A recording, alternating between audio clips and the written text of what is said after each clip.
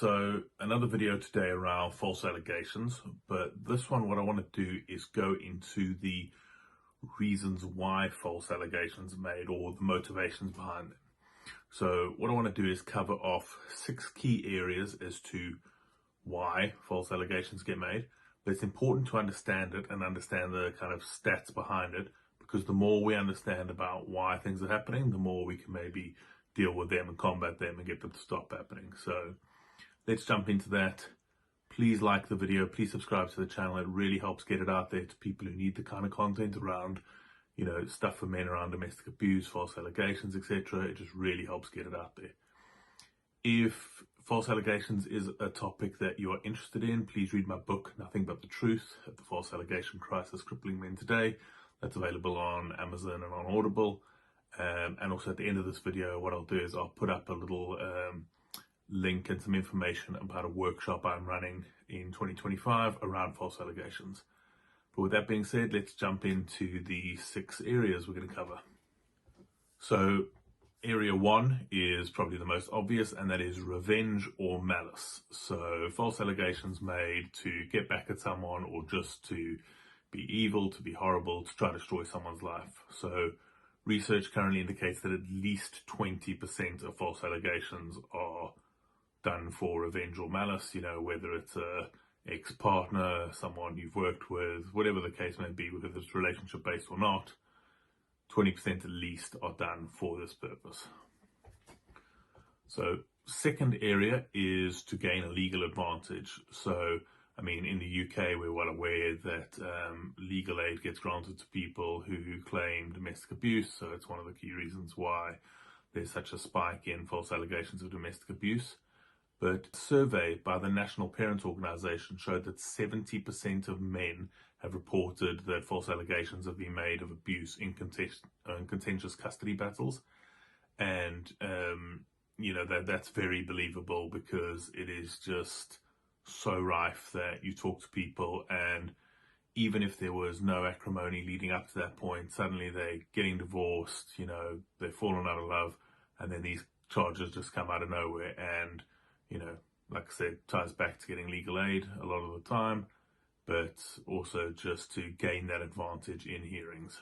So the third key area is regret or shame. So especially in the case of sexual allegations, false allegations, regret sex, someone's done something with someone, they've cheated on someone, they make a false allegation because it's better for them than trying to deal with it. A study was done in the US of college students, and said at least 15% of sexual abuse claims were false allegations because the person did not want to take any personal accountability for what they'd done.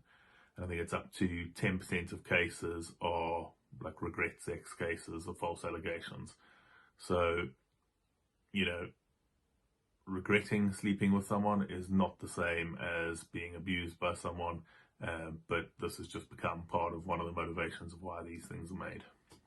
So fourth area is mental health issues.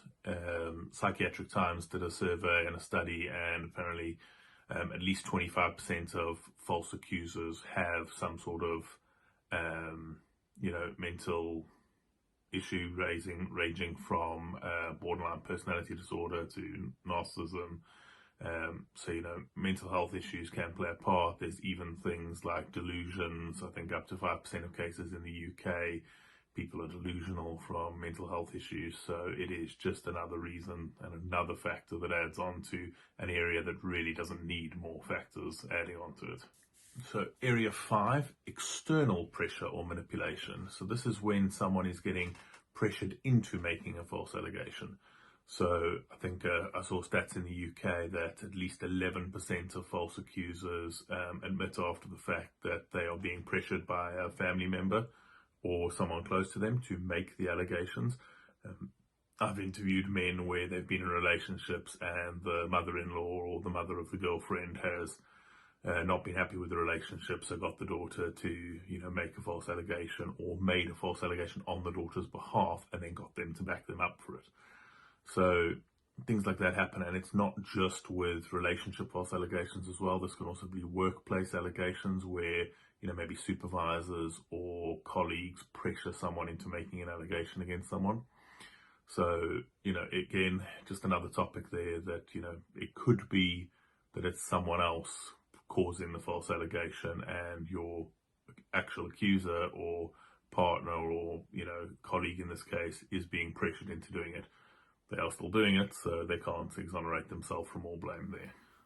And the last area I want to cover is attention or sympathy. So at least 7% of all false allegation cases are made just to try and garner sympathy or get some attention. So, the kind of world we live in now, people want to post everything that happens in their lives on social media. Oh, this happened, someone did this terrible thing to me. There's no dealing with things privately anymore. So in a lot of cases, it's just purely to say something bad happened to me, even though it didn't, because they want sympathy or they want to get some attention from it. So, that's terrible. But, again, just another area to add on to a thing that is out of control already. So, like I said at the beginning, it's just important to understand why these things are happening and some areas around them. There's obviously more than this, and I'd be more than happy if people can pop in the comments things they think are reasons or motivations behind false allegations that we haven't covered in those 6 areas. I try to do kind of a broad brush approach and give these are some big categories just to help people understand, and for people who don't understand false allegations or who need to learn about the stuff to show what people are really up against, that there's so much out there. So let's just do a quick recap of the stats. So at least 20% of false claims are revenge driven. 70% of fathers in custody disputes report false allegations. At least 10% of sexual assault claims are linked to regret. At least 25% of false accusers show signs of mental health issues. And at least 7% of cases are motivated by a desire for attention or sympathy. So, those stats,